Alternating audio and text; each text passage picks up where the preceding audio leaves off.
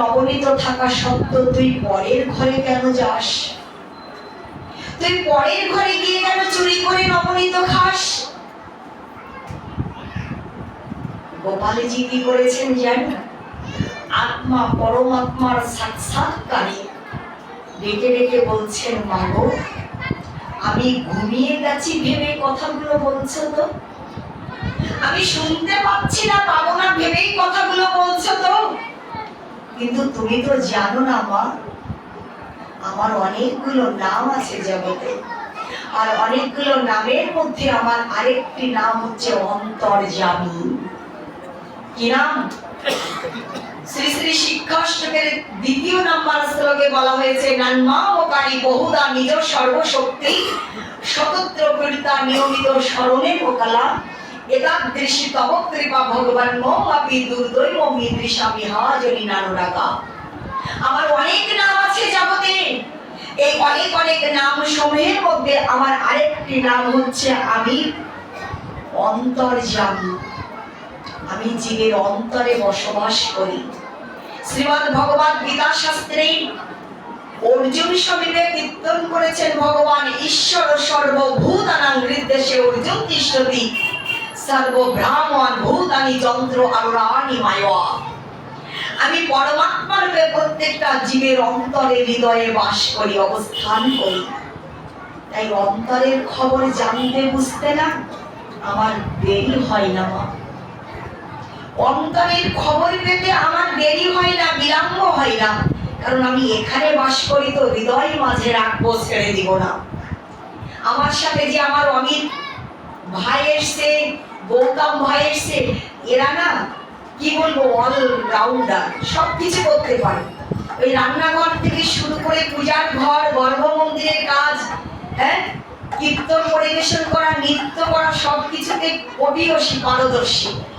আমরা ভাগবত কথা কীর্তনের পরে ওদের দ্বারাই একটু আনন্দ উপভোগ করব। আমরা কিছুটা সময়ের জন্য কীর্তনীয় আবেশে বিমোহিত হয়ে কীর্তন রসে অবগাহন করব। তো লক্ষ্য করে দেখুন, আমাদের ডেকে ডেকে জানিয়ে দিচ্ছেন, এই যে কৃষ্ণচন্দ্র ডেকে ডেকে বলছেন, মা হৃদয় মাঝে রাখবো, ছেড়ে দিব না। এই যে কীর্তনটা আমরা জানি সকলে, তাই না? তো আমি ভক্তের হৃদয়ে বাস করে অবস্থান করি। আমি নারদের সাথে বলেছি, নাহম তিষ্ঠামি বৈকুণ্ঠে যোগিনাম হৃদয়েন চ মদভক্ত যত্র গান্তি তত্র তিষ্ঠামি নারদ। আমি ভক্তের হৃদয়ে বাস করি, তো এই জন্য হৃদয়ের খবরটা জানতে বুঝতে না আমার বিলম্ব হয় না। এই তুমি মনে মনে যে কথাগুলো ভাবছো, তুমি যে বলছো আমি পরের ঘরে কেন যাই, আমি তোমাকে একটা দৃষ্টান্ত দেই মা। আত্মা পরমাত্মার সাক্ষাৎকারে স্বয়ং গোপালজি মাতা যশোদাকে দৃষ্টান্ত ছুড়ে দিলেন। দৃষ্টান্তটা কি জানো মা? লক্ষ্য করে দেখো, গোপালের না ক্ষুধা লেগেছে ভেবে মাতা যশোমতী একটা পাত্রস্থ করে খাদ্যদ্রব্য নিয়ে গোপালকে খাওয়াবেন বলে, সেবা প্রদান করাবেন বলে গোপালকে ডাকছেন। গোপাল, কোথায় গেলি রে গোপাল? আয়, তোর ক্ষুধা লেগেছে বলে তোর জন্য খাবার নিয়ে এসেছি, আয় গোপাল, খেয়ে নে। গোপাল গোপাল বলে ডাকছেন। মাতা হাক ডাক দিচ্ছেন ঠিকই, কিন্তু গোপাল কোনো সাড়া দিচ্ছেন না।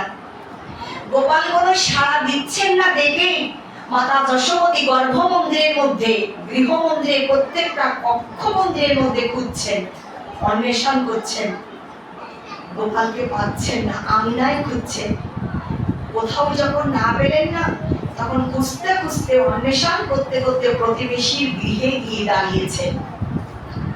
মায়েরা যাই না আমরা, বাচ্চারা খেতে না চাইলে কাকে করে বাচ্চাদের কোলে করে নিয়ে ঘোরাতে ঘোরাতে, প্রাকৃতিক দৃশ্য দেখাতে দেখাতে, কত মন গড়া গল্প শোনাতে শোনাতে বাচ্চার মুখে খাবার তুলে দেই।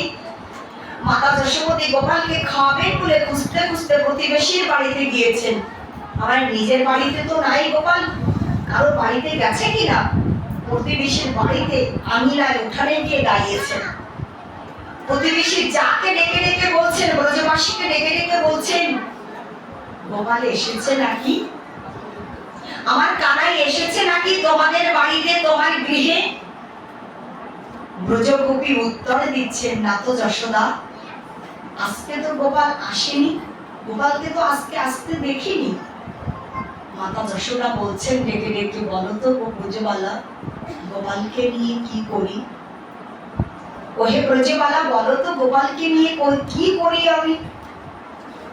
আমি ওর জন্য কত সুন্দর সুন্দর পাত্র পরিপূর্ণ করে নবনীত তৈরি করে সাজিয়ে রেখেছি, তথাপিও গোপাল কেন পরের ঘরে যাই বলতে পারো আমার? গোপাল কেন পরের ঘরে গিয়ে চুরি করে, চৌর্যবৃত্তি অবলম্বন করে চুরি করে খায় বলতে পারো আমার? সৌভাগ্যবশত গোপালজি ওই ব্রজবালা ঘরের খাটের নিচে পলায়ন করে আছে। মা এসেছেন এই শব্দ শুনে, এই ইশারা ইঙ্গিত পেয়ে ওই ব্রজবালার ঘরের খাট আছে না, খট্টাঙ্গ যাকে বলে, ওই খট্টাঙ্গর নিচে পলায়ন করে রয়েছেন।